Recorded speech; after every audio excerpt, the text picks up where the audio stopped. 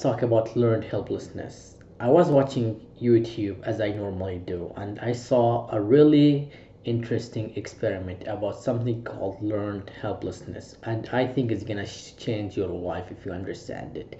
So they took a group of students, divided into two groups, Group A, Group E. Each were given three questions. Group A got like the three questions are different except for the last questions. I mean, like the first two questions are different for group A. It's different between group A and different from group B as well. But the third question was the same for both group A and group B. Students of group A, the first two questions were given, they had solutions. They were easy, right? So most of the students got the first two questions right. Then they got the third questions right as well. Group B, the first two questions were impossible. There were no solutions for them. So they were not able to get the first two questions. And here's what really interesting in this experiment. When they came to the third questions, they were not able to do it, even though the question was really easy for them.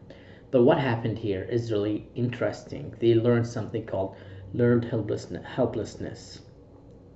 It's not that because group B were dumb or they're stupid, but because they tried to solve the first problem, they failed. They tried the second problem, they failed as well. So their mindset changed that from their mindset was like there's no solution for this question because I've tried A and B. I mean, I've tried the first and second questions, there were no solutions. The other group who were given the easy questions, they did the first one good, the second one good as well. And when they went to the third one, they did it. That's really amazing. I mean, that's really an amazing experiment. It explains something called learned helplessness. It's when you compare your past failures or you compare to what happens from the past to your present. It's because once you failed doing something, you think you're not gonna be able to do it.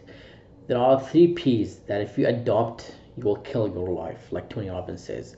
The first P, when you have a problem, when you deal with your problem, you do the first P. The first P is pervasive. When you think the problem is pervasive, you won't do it. Permanent. When you think there is no solution for this problem, you give up. Permanent, pervasive, and personal. When you think there's something wrong with you personally, you won't be able to do it. For example, it's very common knowledge here for people that the older you get, the more impossible for you to change. Like for example, when someone is in his 60s or 70s at later stage in life, probably they won't start a new business, they won't invest, they won't, let's say someone is a middle class and then once he or she decides to become wealthy financially, I mean, probably they won't do it because in their mind they've been always at this way and they will never change. But look at someone like the founder of KFC. When did he start his business empire, KFC? He was 65 when he got his social insurance paycheck. I think was $150. He was always like a normal guy. He wasn't rich. He was a middle class or maybe even a poor. I'm not sure about this. But when he got his social check, he did not like it and he made a decision that he's gonna change and he's gonna become wealthy. So many in times in life we believe things that don't make sense. We think because we failed in the past, it's always gonna be the same way and we give up. We decide it's impossible and there's no way to it. You know, two people get to the same stress. That's again from Tony Robbins. There's something called post-traumatic stress disorder and there's something called post-traumatic growth. For example, two people can get the same kind of stress, but one guy is destroyed, another guy grows. What's the difference between these two groups? One decides because he has this problem, he's gonna take advantage of it and he gonna learn from it and he gonna overcome this challenge and become a better person. The other guy just gives up. There's this story that's really famous story. Twins, two guys. They had an alcoholic dad. The first one ended up to be an alcoholic. The second one became a CEO of our very respective company. When they asked the first one, the alcoholic guy said, they asked him, why are you this way? Why are you alcoholic? The guy said, because my dad was alcoholic.